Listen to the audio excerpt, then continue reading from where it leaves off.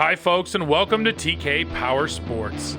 If you look back at the history of PWCs, there was a time when the Kawasaki Jet Ski owned this industry, but that was many years ago, and these days both the Yamaha Wave Runner and Sea-Doo lineups are more extensive and they sell better. So what does the jet ski lineup look like today, and how does it stack up? That's exactly what we're going to talk about in this video. We recently went down to Southern California and we had a chance to ride the entire sit-down jet ski lineup. So we're going to go through the price, the specs, how they feel. Oh, and we had some pretty interesting weather out on the water. That's going to be part of the story too, so make sure you stay tuned.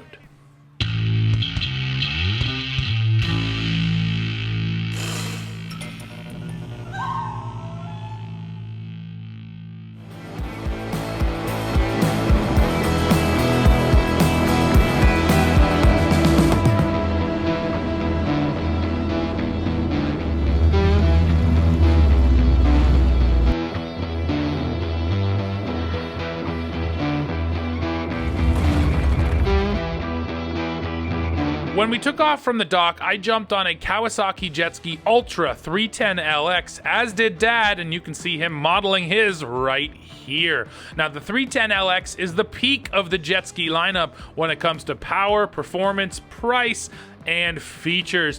And I'm going to throw up a list right here of all the features that come along with the LX package, because there really is so many of them, so you can read them here. For our day on the jet ski lineup, we took off from Long Beach, California, and we might have gone further out, but as you can see, the weather was already looking a little sketchy. Now, right now, let me tell you about how this 310LX really feels out on the water.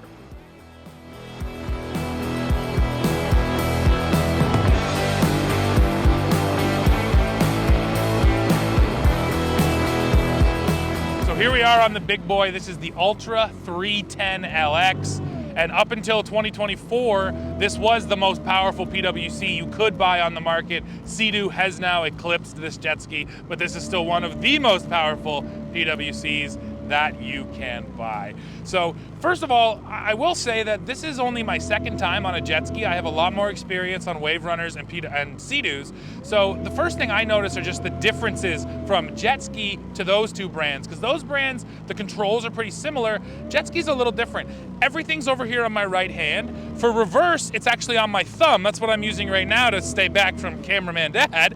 And then for throttle, you're grabbing up here. So unlike the other brands where you're using right and left hand, the Kawasaki is all on your right hand over here, which again is just a little bit different. Now, when it comes to features, they're all here. I have cruise control for once I'm moving at speed. Of course, I have an adjustable trim. I have different drive modes. I have a massive infotainment screen in front of me that displays all my relevant information. And then one feature that jet ski has added that the other brands don't have, a reverse camera. Yes, you can actually see behind you while you're backing up. Out here in open water, I'm not sure that's all that helpful, but sure, coming into a dock, maybe you want to just see how close you are. That might help you out a little bit. So some neat features. And then another neat feature that maybe you can see here are those lights down there on the front of this unit. So Kawasaki doesn't call them marker lights. They're not meant for riding in the dark or at night. They're accent lights. They are strictly there to make this thing look cooler. And I will say they give this Ultra 310 a totally unique silhouette. You see one of these coming at you, and you're going to immediately know that it's a jet ski. And it's really kind of a hammerhead shark look up there in the front end.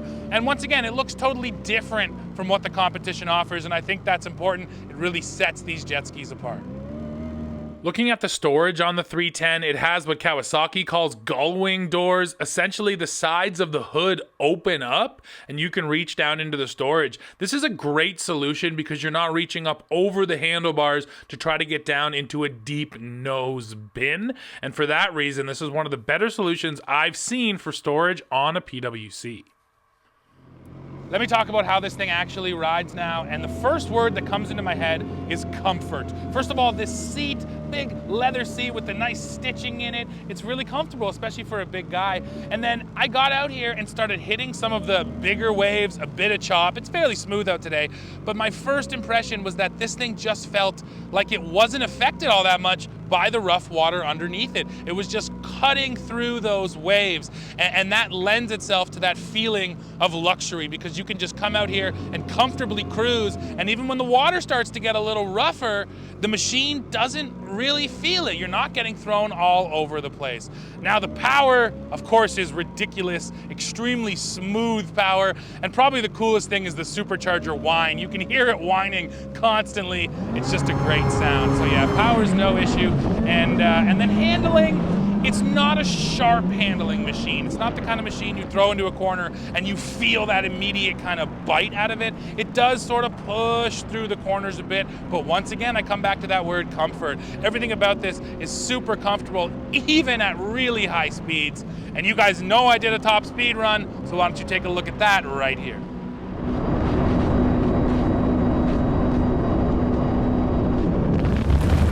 Once I was done with the Ultra 310, I jumped over on the Ultra 160. This is the identical hull as the 310, but it offers less power. Now, once there, we took our time and had some fun exploring. I found some local wildlife, and we even went to check out the pier.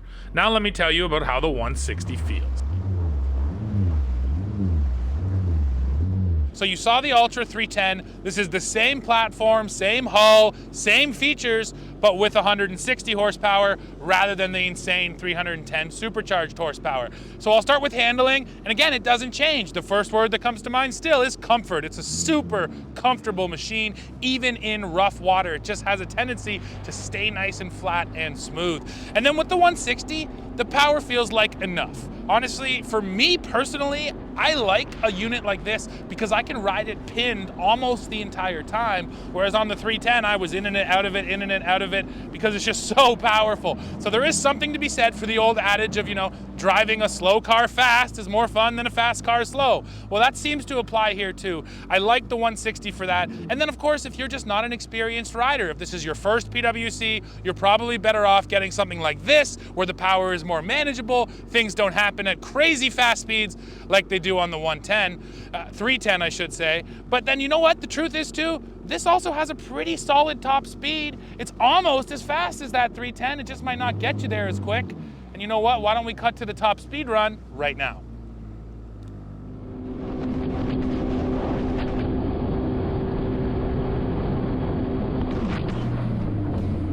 Now an update on the weather. So it had rained on us once while we were out on the water, but we stuck it out and we continued to ride. But then we noticed lightning in the distance, which is the universal signal for get the heck off the water.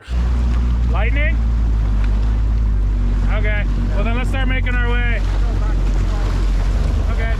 Unfortunately, when it lightning, yeah, no, we go, that's fine, let's go.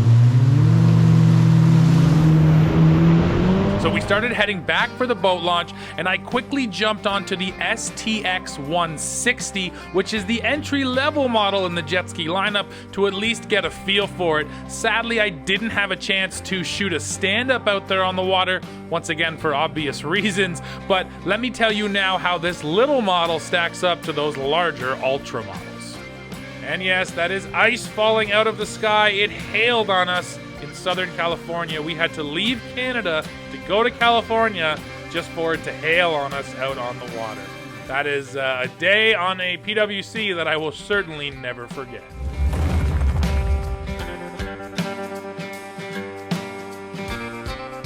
Getting on the STX 160, you immediately notice that it is quite a bit smaller, skinnier, and lighter than the big Ultra. And what that really means is it's flickable and responsive in the water. It doesn't feel like it digs into the water as deep as the Ultra. It almost skids across the top, but that makes it really fun, kind of like firecracker performance. It's all over the place, jumping over the wakes, but that makes it exciting. Now the downside to that is this is not nearly as much of a relaxed ride as the larger Ultra is. The Ultra 310 specifically has an incredible feel about it when cutting through heavy chop and large wake. The STX 160 doesn't feel like that whatsoever. When you're out there on big waves on the ocean, you're getting thrown around and kicked around, and yeah, this thing really is susceptible to the water underneath it. But once again, that is a feeling you're gonna get on any smaller, lightweight PWC. So it is nice to see that Jet Ski truly has two different options for you. The large, comfortable cruiser that you can get lots of power or some power, and then of course they have this entry-level STX, which gives you that fun, lightweight, flickable performance, not to mention a more affordable price point.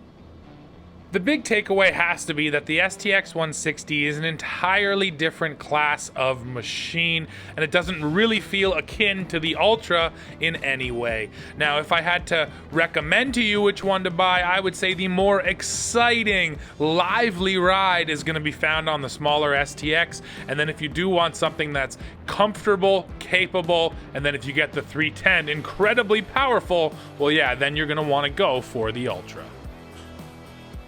Well folks, we have come to the end of this video. Now I think the overall summary on the Jet Ski lineup is that the models available absolutely compete with what's out there from both Yamaha and from Sea-Doo, and in some ways they're better than what's out there from Yamaha and Sea-Doo. I think the big downfall of the Jet Ski lineup is choice. There is not nearly as much choice here as there is from its competitors. So Yamaha and Sea-Doo, they just simply cover more of the market, more niches than Jet Ski does. So if the 3 different models from Jet Ski don't work for you, well then you might be going elsewhere. But if one of them does work for you, rest assured you're going to be getting some of the best technology in the PWC industry and one of the most fun rides as well. So folks, that's it for this one. Like I said, I need to hear from you now, so please go below into the comments. Let me know what you think of the Jet Ski lineup, our crazy weather day out on the water in Long Beach, and anything else you might want to tell us. As always, while you're down below leaving that comment, don't forget to hit like, hit subscribe, hit join to become a member, and then come right back here to TK Power Sports to see what we are testing next. See ya.